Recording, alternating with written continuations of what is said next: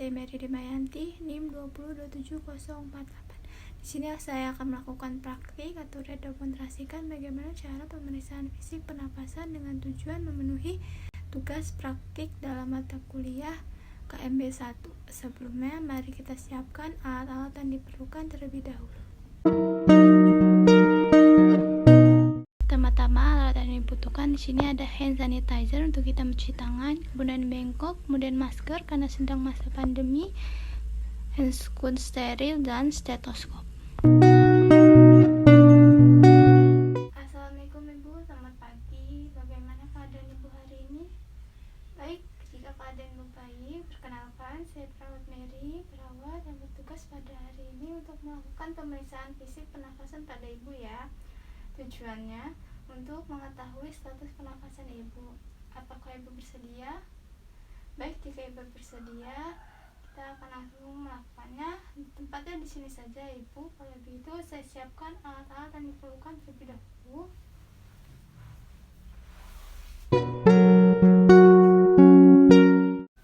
Sebelumnya mari kita cuci tangan terlebih dahulu menggunakan 6 langkah.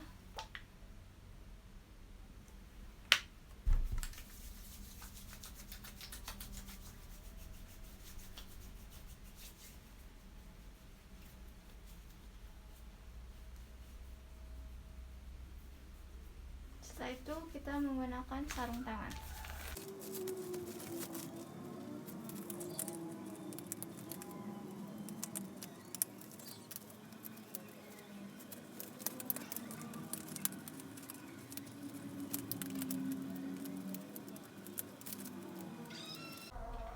Baik Ibu, sebelum kita memulai, apakah ada yang Ibu tanyakan? Baik, jika tidak ada, sekarang apakah ada yang Ibu rasakan tidak nyaman atau apapun? Merasa sesak ya? Baik, jika begitu kita lanjutkan pemeriksaannya ya.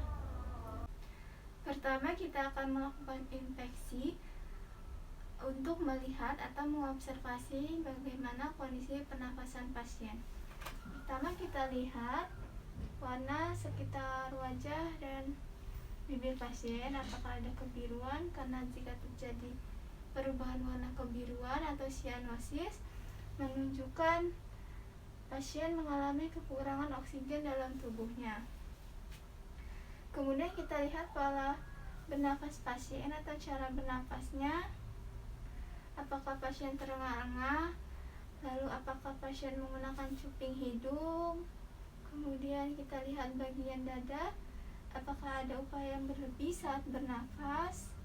Lalu kita juga lihat pergerakan dinding dada kanan dan kirinya, apakah ada perbedaan.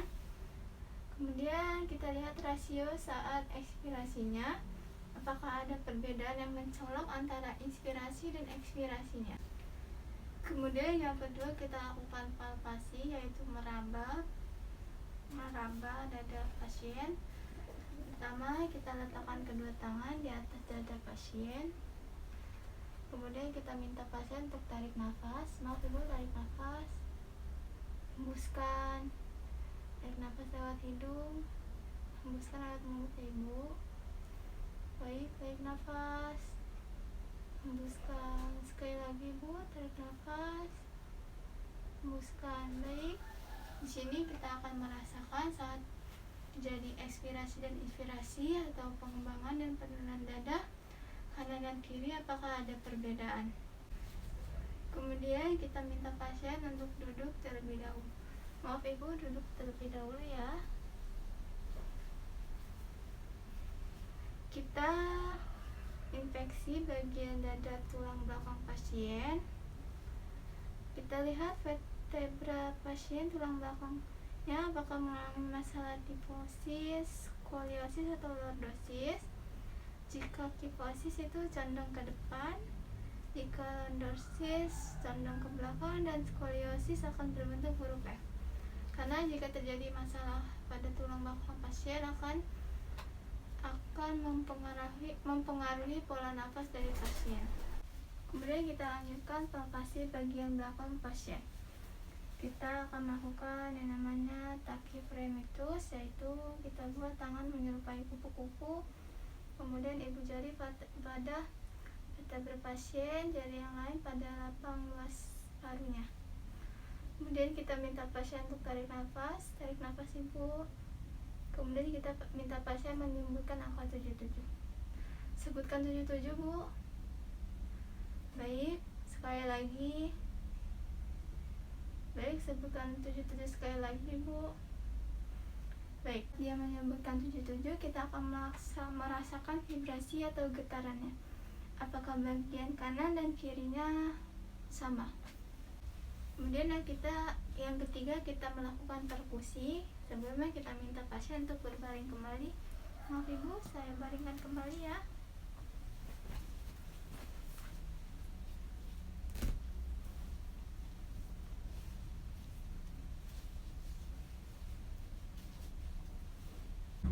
Kemudian kita akan melakukan perkusi pada seluruh lapang dada pasien.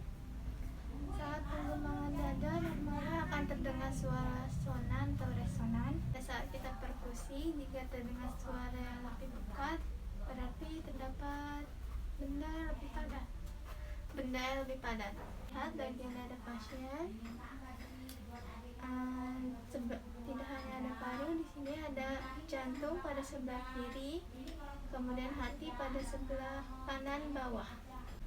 Kemudian pada saat lapang paru kita perkusi, kita temukan suara resonan, berarti di situ letak paru berada. Jadi jika nanti area yang lebih pekat itu bisa jantung atau hati. Pemeriksaan jantung kita akan bisa melihat secara imajiner jantung berada pada posisi mana. Kita mulai dari interkostal 2 kanan, interkostal 2 kiri, kemudian interkostal 3, interkostal 4, dan interkostal 5. Itu adalah bagian dari jantung.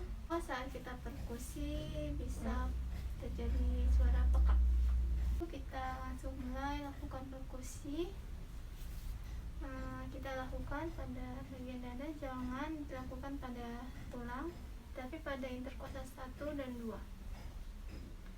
Jadi kita langsung ketuk.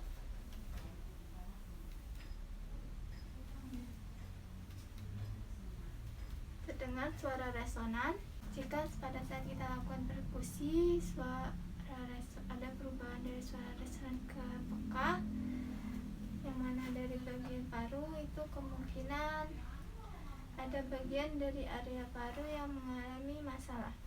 Bisa karena efusi hemotorak, sehingga saat dilakukan perkusi ada area-area yang tampak lebih peka. Terakhir kita lakukan proses aukultasi. Di sini kita menggunakan stetoskop. Jika kita ingin melakukan aukultasi, kita lihat area-area yang akan kita aukultasi. Kita periksa. Maaf ibu, tarik nafas, hembuskan. Tarik nafas sekali lagi ibu, hembuskan. Dan tarik nafas lagi ibu, hembuskan.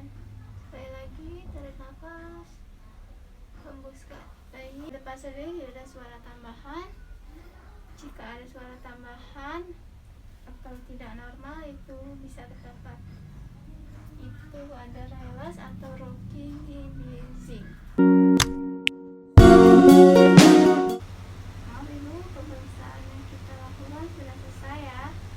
Sekarang bagaimana perasaan ibu? Apakah ada keluhan atau ada yang tidak nyaman? Baik, jika tidak ada, saya akan kembali lagi nanti jam 2 siang untuk memberikan obat pada ibu ya. Kalau begitu saya pamit undur diri. Terima kasih atas kerjasamanya. Assalamualaikum warahmatullahi wabarakatuh. Sekian video praktik saya. Mohon maaf bila ada salah kata dan perbuatan. Pada Tuhan saya mohon ampun. Wassalamualaikum warahmatullahi wabarakatuh.